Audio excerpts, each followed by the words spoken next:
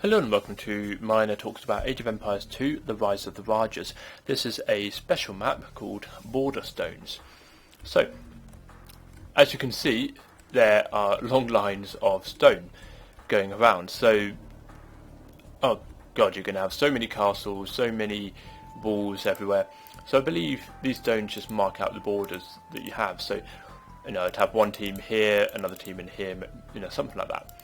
Also, you have all of these trees around here, so you can cut your way around, but of course stone. So I think it's a sort of map where, let's say you just have one team up here and the other team down here. You want to try and get rid of as much stone as you can and just build massive walls of castle.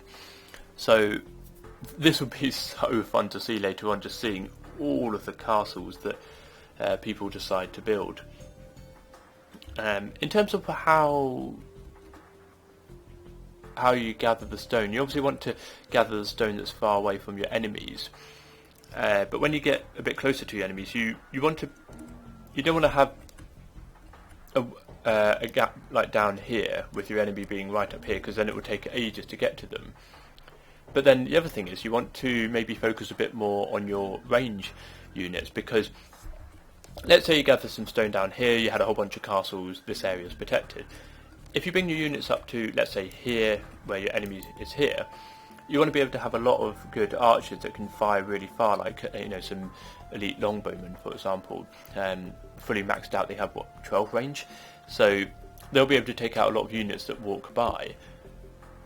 But having melee units will probably not be a good idea too much in this map, unless you bring them all the way round.